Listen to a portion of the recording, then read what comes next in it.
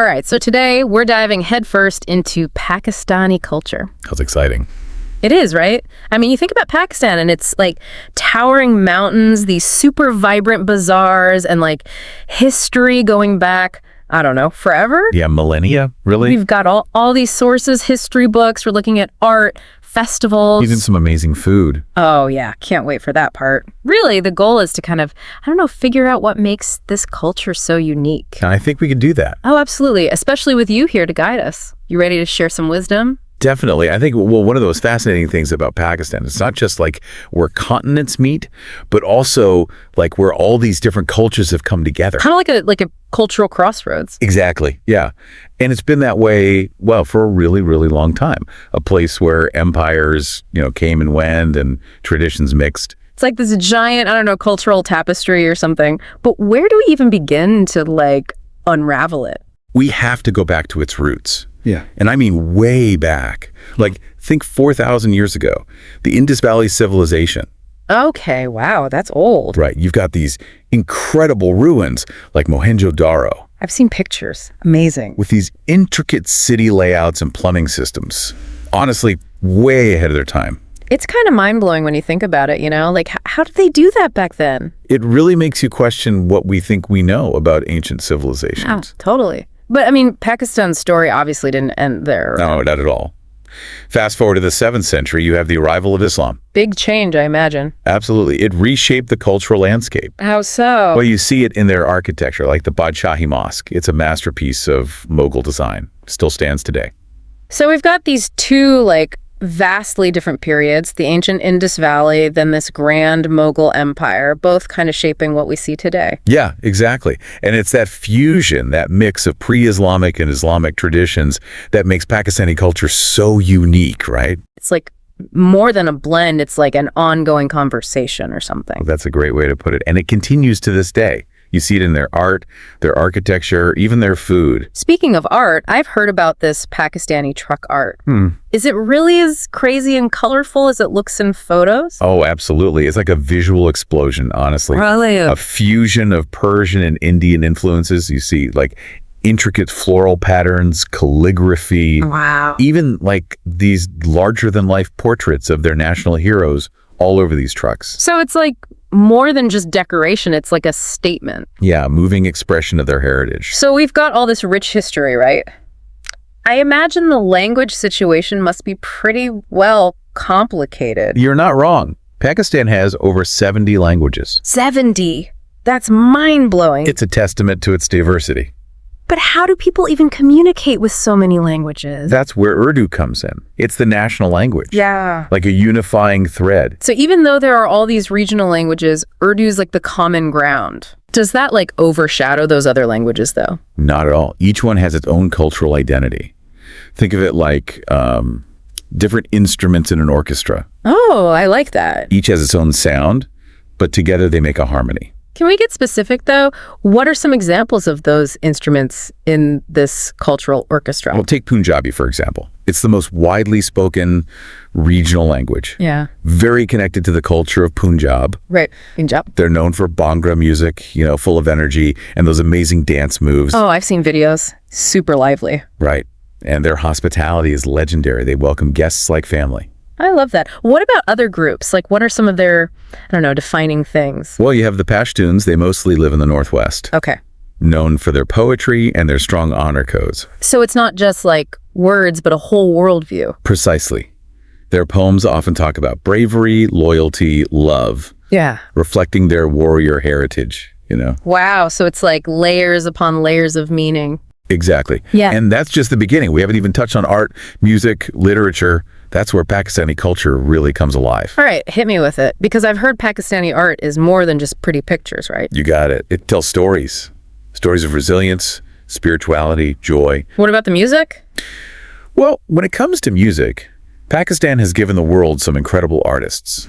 Nusrat Fateh Ali Khan, for example. Oh, I've heard that name. His voice is amazing. Right. He was a world-renowned Qawwali maestro. Qawwali, though, what's that exactly? It's a form of Sufi devotional music, known for its, spiritual energy and powerful vocals. Oh, wow. So it's a really intense spiritual experience. You could say that.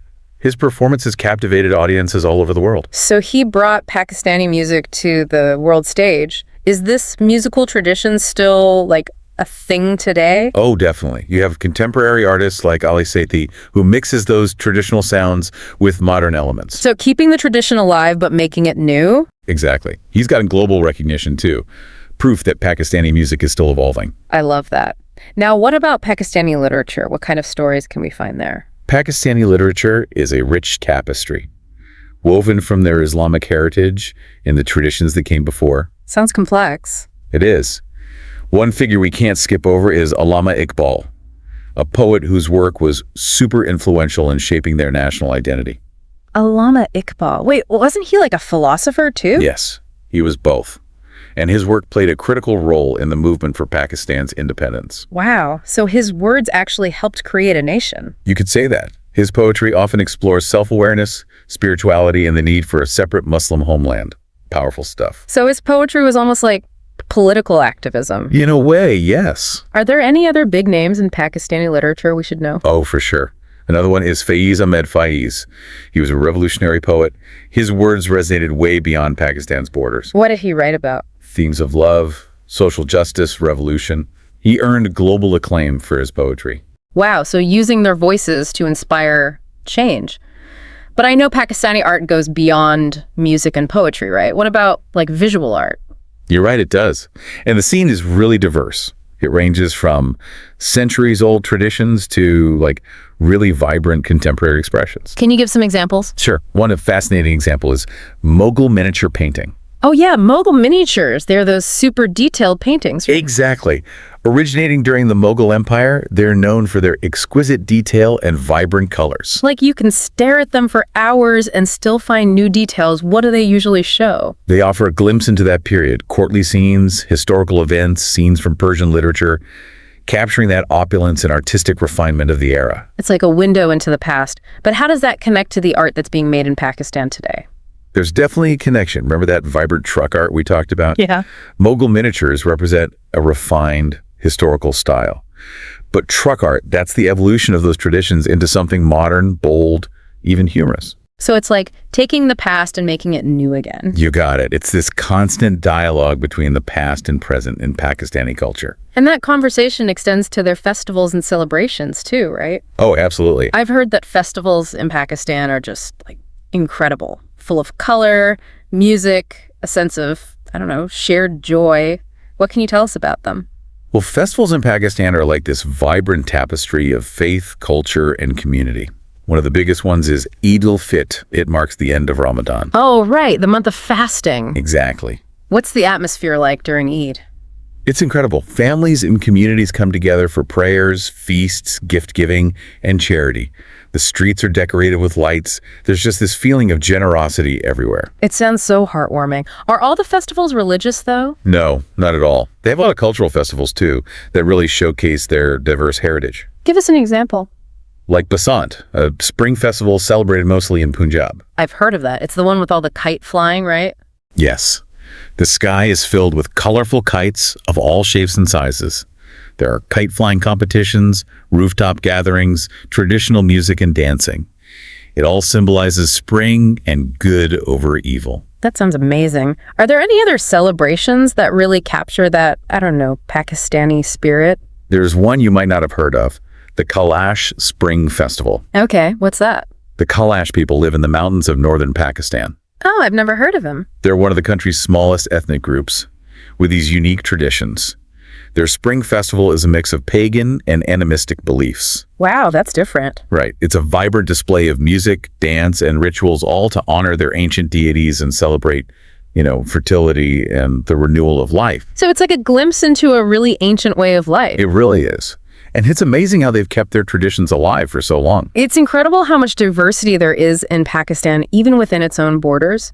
But I gotta say, talking about all this is making me hungry. And what better way to experience a culture than through its food, right? Mm-hmm. Oh, absolutely. And Pakistani food is a real adventure. Aromatic spices, rich flavors, and all these different regional specialties. Each province has its own culinary treasures, All right, I'm ready to hear about them. What are some must-try dishes? Well, if you're ever in Sindh, you have to try Sindhi biryani. Biryani, okay. It's this fragrant rice dish cooked with meat, spices, and vegetables. That sounds delicious. What else? Up north in Peshawar, they have these amazing Peshawari chapli kebabs. Kebab. Yeah, they're like flavorful minced meat patties, grilled to perfection, usually served with naan bread and yogurt chutney. Okay, those are going on the list. What about Lahore? I feel like that's got to be a foodie city. Oh, Lahore is a food lover's paradise. You have to try the karahi. What is that? This rich meat stew cooked in a big wok-like pan. Wow, a big shared dish. Exactly. Perfect for sharing with friends and family. And always, always with naan bread. I can practically smell it now. What else? Well, of course, you can't forget the naan parathas and chai. Oh, chai. Of course. Those are staples everywhere in Pakistan. Naan is that soft, pillowy flatbread. I love naan. And parathas, they're layered, often stuffed with potatoes or other things. And chai is the perfect drink to go with it all, right? Absolutely. And it all ties into that warmth of Pakistani hospitality, wouldn't you say? Oh, yeah, for sure. We were talking about that earlier. Mehman nawazi. Exactly. It means guest respect. And it really captures that Pakistani tradition of making guests feel welcome. Right. Look, they offer you the best seat, the best food, the best conversation. They go above and beyond. So you basically leave a Pakistani home feeling like royalty. Pretty much. I remember visiting a family in Lahore once, and they just kept feeding me. It wasn't just about the food. It was that genuine warmth they showed. It really sounds like their hospitality goes beyond just being polite. It's about creating a real connection. You got it. And that, I think, speaks to the heart of Pakistani culture. A culture that values generosity, connection, and that simple joy of sharing. So we were talking about that incredible Pakistani hospitality. Yeah. It's really something else, isn't it? How much they emphasize making guests feel welcome. It's not just like a rule or something. It feels like genuine. Yeah, absolutely. It's like woven into their society, you know. Yeah. That Mehman Nawazi, it really sets them apart. And it fits so well with everything else we've talked about, right? The art, the music, their whole history. Like a culture that really embraces, I don't know, connection, celebrating what it means to be human. You said it. Yeah. We've covered a lot of ground so far. Ancient civilizations, all those languages, the art, the festivals, even the food. Pakistani culture is, well, it's a lot. What's standing out to you the most so far? What really gets me is their resilience. You know, this is a culture that has been through a lot, historically speaking, but they've always like adapted, evolved, come out stronger. It's true. That resilience is like built into who they are. Yeah. Think about it. All those empires rising and falling, different traditions mixing, the old and the new, constantly pushing and pulling. It all shaped them. It's like they took the best of each era and, I don't know, wove it all together into this amazing cultural tapestry. A great way to put it. You see it in their art, blending the traditional and the modern. Their music, too, those old melodies mixed with new sounds. It's everywhere. Even their cuisine. Oh, yeah, the food. They've adapted old recipes using new ingredients and cooking techniques, but they've kept those authentic flavors. So it's not just about clinging to the past, it's about like moving forward while still honoring their heritage. Exactly. That's a pretty powerful lesson, I think. It is. Pakistani culture shows us that resilience is more than just surviving hardship.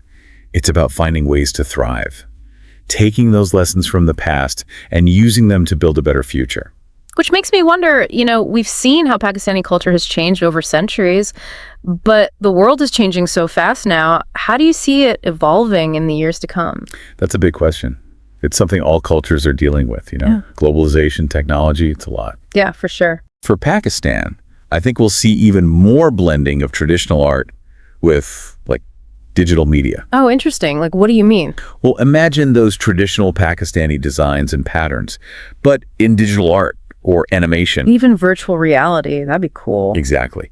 And it's not just about visuals either. Pakistani music could reach a whole new audience online. Oh, yeah. The internet changes everything. We might even see Pakistani artists collaborating with musicians from all over the world, creating totally new sounds. That'd be amazing. What about the food? Any predictions there? Oh, definitely. I think we'll see some really creative dishes, blending local ingredients with global influences. Like fusion cuisine. Exactly. Chefs are already experimenting, pushing the boundaries of traditional Pakistani food, but still keeping those core flavors. So exciting. But with all this change, how do you think they'll hold on to their, I don't know, their unique identity? That's the key question, right? Yeah. I think it comes down to their values. Things like hospitality, resilience, respect for diversity. Those are deeply ingrained in Pakistani society. They've been through so much. Those values must be pretty strong. They are, and they'll guide them, even as they embrace new ideas and influences. It's like they're open to the world, but they haven't forgotten who they are. Exactly. And honestly, I think that's a lesson for all of us. In this crazy, constantly changing world, it's important to honor your traditions while still being open to new experiences, new ways of seeing things. Yeah, finding that balance between, holding on and letting go. That's it. And Pakistani culture really shows us how to do that. And it's been so fascinating exploring that with you today. We've looked at their history, their art, music, festivals. We've even gotten to taste their food, at least in our imaginations. It's been a pleasure sharing this journey with you and with our listeners, of course. But before we wrap up, I want to leave our listeners with something to think about. We've talked about how Pakistani culture blends tradition and modernity, but in a world that's always pushing for progress, how do you think they'll keep that balance? How will they preserve their heritage while embracing the future? That's a great question. And it's a tough one. Culture isn't static, right? It's always changing, evolving. Yeah, like a living thing. Exactly. Pakistani culture has always been this mix of different influences from different times. The challenge is to make sure that as new things are added, the essence of their culture, their values, their traditions, those stay strong. So it's about weaving those new things in without losing the original pattern. You got it. And I think the way to do that is through dialogue, open-mindedness, and understanding, both within Pakistan and in how they interact with the world. That's a beautiful thought. And it applies to all cultures, I think. I agree. Well, it looks like we've reached the end of this part of our deep dive into Pakistani culture. It's been a pleasure. Yeah, that's a really good point. Culture's always changing. It's not about just holding on to the past, but finding those ways to bring in new things without losing, what makes a culture unique. Right. And for Pakistan, it's about, I think, figuring out how to use globalization and technology, but also staying true to those values. Yeah. Hospitality, resilience, that respect for diversity. It's like a balancing act almost. Yeah. But we've seen so many examples of how they've done it, right? Yeah, absolutely. Blending traditional and modern art, the way they're changing their cuisine. Think about truck art, for example. They've taken something traditional and made it modern, something that's both connected to their heritage and part of life today. Yeah. It's about keeping the past alive by making it relevant now, in the present. That's what's so cool about exploring different cultures. I agree. You learn new ways of looking at the world. Absolutely. And for our listener who's been with us on this journey through Pakistani culture, I hope this deep dive has made you curious, made you want to learn more. It's a fascinating culture. It really is. We've discovered all this history, seen the beauty of their art and music, even imagined tasting all those delicious dishes. It's been a pleasure sharing all of this with you and with our listener. But before we go, I want to leave our listener with one last thought.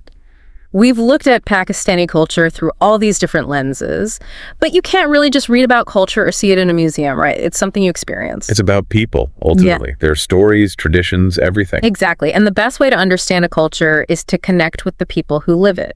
So to our listener, we encourage you to keep exploring. Yes. Read Pakistani literature, listen to their music, try cooking some of their food, and if you ever have the chance, visit Pakistan.